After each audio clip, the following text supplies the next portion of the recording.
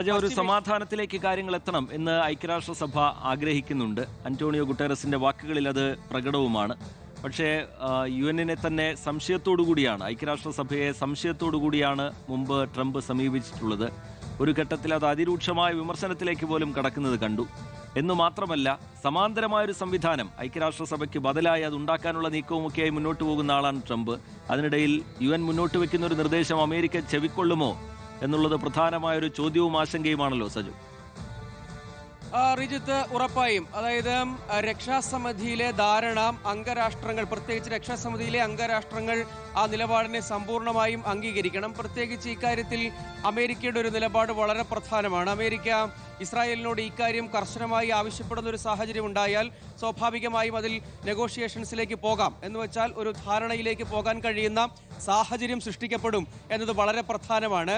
ഇതിൽ ഏറ്റവും പ്രധാനമായും കാണേണ്ടത് ഇപ്പോഴും ഈ അവകാശവാദങ്ങൾ വളരെ ശക്തമായി തുടരുന്നുണ്ട്. ഏറ്റവും ഒടുവിൽ IDF-ന്റെ ഒരു ട്വീറ്റ് പുറത്തു വരുന്നുണ്ട്. അതിൽ തന്നെ ഇറാൻ പ്രതിരോധ മന്ത്രി കൊല്ലപ്പെട്ടു എന്ന അവകാശവാദം മുന്നോട്ട് വയ്ക്കുന്നുണ്ട്. ഇത് കൂടാതെ വിവിധ ഉന്നത ഉദ്യോഗസ്ഥർ, അതായത് സൈന്യത്തിന്, ഇറാനിയൻ സൈന്യത്തിന് നേതൃത്വം നൽകുന്ന പ്രധാനപ്പെട്ട ആളുകൾ, അതായത് ചീഫ് ഓഫ് ദി IRGC എന്നത് തന്നെ, ചീഫ് ഓഫ് IRGC തന്നെ കൊല്ലപ്പെട്ടു. അതായത് ഇറാനിയൻ റവല്യൂഷണറി ഗാർഡിന്റെ ചീഫ് കൊല്ലപ്പെട്ടു എന്ന അവകാശവാദം മുന്നോട്ട് വയ്ക്കുന്നുണ്ട്.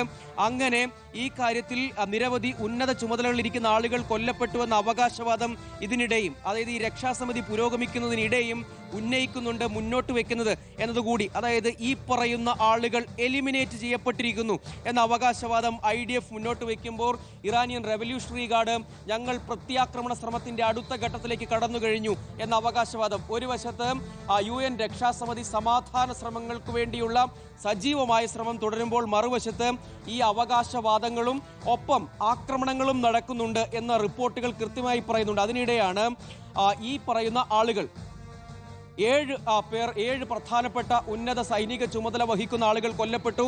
ഏറ്റവും പ്രധാനമായി കാണേണ്ടത് മുഹമ്മദ് പാക്പർ കൊല്ലപ്പെട്ടു എന്ന കാര്യം പറയുന്നു. അതുകൂടാതെ പ്രതിരോധ മന്ത്രിയും കൊല്ലപ്പെട്ടു. മറ്റ് പ്രധാനപ്പെട്ട ഇറാനിയൻ റവല്യൂഷണറി ഗാർഡിന്റെ പ്രധാന ചുമതല വഹിക്കുന്നവരും കൊല്ലപ്പെട്ടു എന്ന അവകാശവാദം IDF-ന്റെ ഭാഗത്തു നിന്ന് വരുന്നുണ്ട്.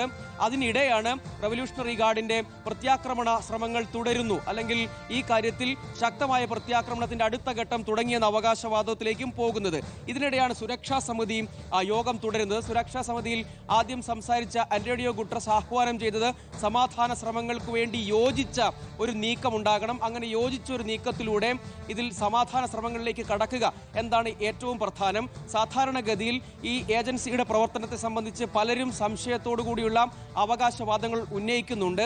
അതിൽ ഈ ആക്രമണത്തെ പ്രധാനമായും അപലപിക്കുകയാണ് ഗുട്ടറസ് ചെയ്തത്.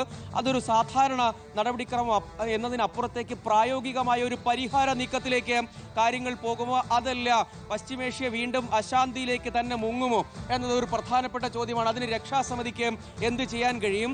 രക്ഷാസമിതിയുടെ അധ്യക്ഷത തന്നെ വഹിക്കുന്ന ഗുട്ടറസ് ആഹ്വാനം ചെയ്യുന്നത് പോലെയുള്ള ഇരു വിഭാഗങ്ങളും ചേർന്നുള്ള ഒരു സമാധാന ധാരണയിലേക്ക് കാര്യങ്ങൾ പോകാൻ വൻശക്തി രാഷ്ട്രങ്ങൾ ഒരേപോലെയുള്ള ഒരു നിലപാട് സ്വീകരിക്കണം. അതിന് ഇതിനകം ഒരു വിഭാഗം തുടരുക. ഇപ്പോൾ ദോഹയിൽ നിന്ന്